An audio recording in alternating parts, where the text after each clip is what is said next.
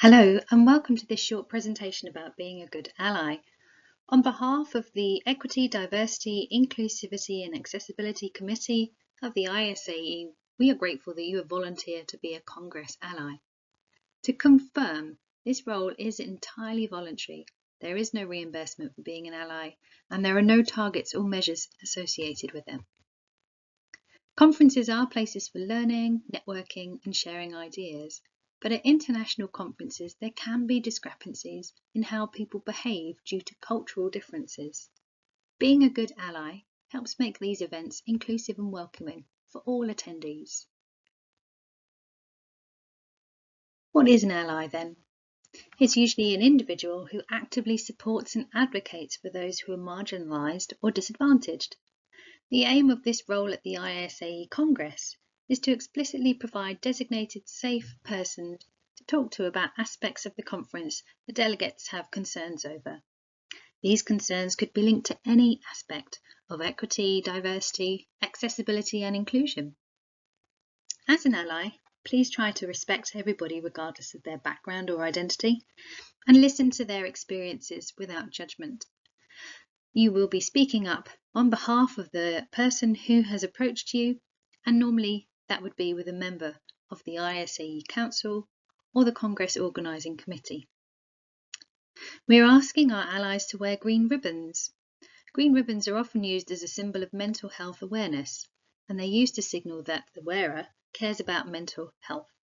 At the conference, we will advertise how the ribbon is going to be used to signal that the wearer is a conference ally.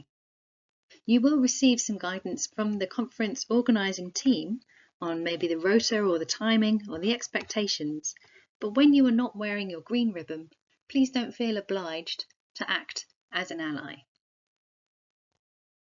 As an ally, you can expect Congress attendees to approach you who may wish to raise something maybe generically or something that is very personal or sensitive to them.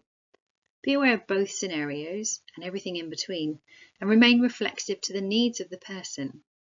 So if you are observing a person that seems to be overwhelmed or is a little upset by the issue they're reporting to you, do try to find somewhere that's quieter for them to feel safe and confident to talk to you. But do try to stay within sight and sound of the main conference audience in case you need further assistance. Listen to what they say without interrupting. Check if they wish to make a formal complaint, and if so, ask if they are okay for you to record the main points of the conversation. Repeat these back to make sure you have recorded these accurately. Be understanding of the person's situation. Try to avoid intrusive questions or pressuring them to answer your questions. You can check if they've attempted to address the problem themselves. So if they had experienced an individual, for example, who was repeatedly standing too close to them, they may have asked the individual not to do so, but the individual had continued to do so, and they were seeking guidance and support from you. But be careful to avoid language that may be suggestive of blame, for example. You may say, "Why didn't you ask the person not to stand too close to you?" which wouldn't be helpful in the situation. If this turns into a complaint, then there will be opportunities to reveal further details as part of the investigation. In order to fully understand the role of the ally, it's important to understand what is not expected. So the things you're not expected to do are problem solve on the spot. You're more than welcome to explain that to the person who has approached you in the first instance. You're not expected to police the event either, so you're not looking for problems within the audience or the community activities or gatherings. It is an entirely passive role where people are approaching you. You're not expected to deal with issues that are not directly related to the conference or society activities, and that could include, for example, things to do with accommodation that weren't booked in association with ISAE. And you're not expected to engage in any discriminatory behaviour yourself either. So when wearing your green badge, please remember to respect, listen and speak up on behalf of the people at the conference as necessary. The ISAE Code of Conduct states the members must abide by the Society's ethical guidelines, anti-harassment policy and other policies as outlined in the Constitution and procedural guidelines, as well as legal requirements. Failure to comply with the Code of Conduct may result in termination of membership of the ISAE and the forfeiture of any membership fees previously paid.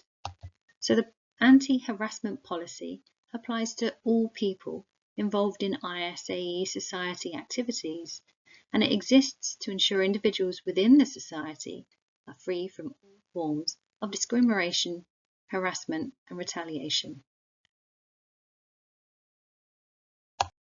The anti-harassment policy contains a process for submitting a complaint. If you scan the QR code on this slide, you'll be able to access the anti-harassment policy on the ISAE website. This may contain some useful information that may be pertinent to the person who's approached you with the complaint. In the first instance, contact should be made with a member of the ISAE Council, and as an ally, be aware that you may be that person. The complainant will be asked for written evidence, but is not required or expected to discuss the concern with the alleged offender. All complaints will be treated seriously and be investigated promptly. Confidentiality will be honoured to the extent possible. The ISAE will not tolerate any form of retaliation against persons who file a complaint or assist in the investigation. Retaliation is a serious violation of this policy, and like harassment or discrimination itself, will be subject to sanctions. Such actions range from a verbal warning to ejection from the meeting or activity in question, without refund or registration fees, and the reporting of their behaviour to their employer or to other authorities as appropriate. Repeat offenders or offenders of serious cases may be subject to further sanctions, such as being banned from participating in future ISAE meetings or other activities. Termination of membership is also possible based on the Code of Conduct. In the event that an individual is dissatisfied with the results of an investigation, they may appeal to the President of the ISAE or another society officer. Individuals following an investigation who are found to have engaged in behaviour prohibited by the anti-harassment policy, as well as those making allegations of harassment in bad faith, will be subject to sanctions. In conclusion, there are a number of policies and procedures that exist to support the experiences of our ISAE society members. By being a good ally, we can create a more inclusive and supportive environment for all our attendees.